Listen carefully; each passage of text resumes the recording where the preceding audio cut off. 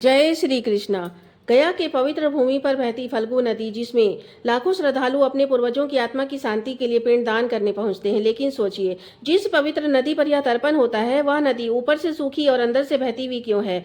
गया में पिंड दान की मान्यता प्राचीन काल से चली आ रही है। यहाँ तक कि भगवान राम, लक्ष्मण और माता सीता भी यहाँ आए थे अपने पिता राजा दशरथ का पिंड दान करने। जब भगवान राम और लक्ष्मण श्राद्ध की सामग्री लेने गए, तब राजा दशरथ ने माता सीता को दर्शन दिए और कहा कि हे वधू, समय निकला जा रहा है, मुझे पिंड तर्पण दो। तो सीता माता घबरा गई कि बिना सामग्री के पिंड तर्पण कैसे करूं। तब राजा दशरथ ने कहा, हे वधू, मुझे किसी भी वस्तु से पिंड तर्पण दो, भाव ही पर्याप्त है। सीता माता ने फल्गु नदी की बालू उठाई और पिंड तर्पण किया। अब सीता माता सोचने लगी कि भगवान राम और लक्ष्मण को मैं कैसे यकीन दिलाऊंगी कि मैंने तर्पण किया है। इसीलिए उन्होंने 5 गवाह बनाए, ब्राह्मण, गौ, तुलसी, फल्गु नदी और वट वृक्ष। इन 5 को साक्षी मानकर उन्होंने राजा दशरथ का पिंड दान किया। जब भगवान राम और लक्ष्मण सामग्री लेके लौटे, तब माता सीता ने उन्हें पूरा वृतांत सुनाया, कैसे राजा दशरथ प्रकट हुए, कैसे बालू से पिंडदान हुआ, कैसे 5 गवाह रखे गए। सबसे पहले उन्होंने ब्राह्मण से पुष्टि करवाई, तो ब्राह्मण झूठ बोल दिया।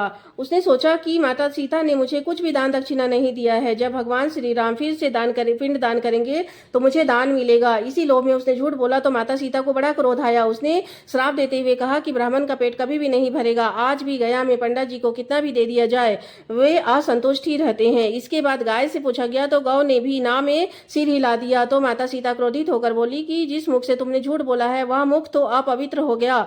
आज भी गाय का दान पूछ पकड़ कर किया जाता है। फिर तुलसी माता से पूछा गया, तो उसने भी स्वार्थ में आकर झूठ बोल दिया।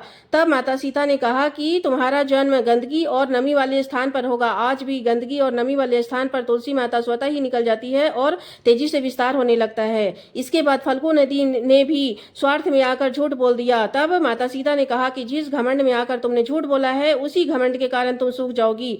तब फल्गु नदी ने माता सीता से कहा कि लाखों श्रद्धालु यहाँ आते हैं, सभी प्यासे रह जाएंगे। तब माता सीता का क्रोध थोड़ा शांत हुआ और उन्होंने कहा कि तुम ऊपर से सूखी रहोगी और अंदर से तुम बहती रहोगी। आज भी वहां के बालू को हटाया जाता है तो नीचे से जल निकलता है।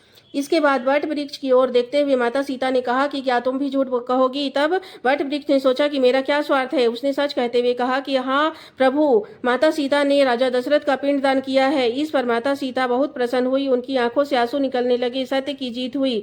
वट वृक्ष पर प्रसन्न होकर उन्होंने कहा कि तुम सदा हरी भरी रहोगी, तुम्हारी सानिध्य में ही गया में पिंड दान किया जाएगा। और वह वट वृक्ष अक्षय वृक्ष बन गया।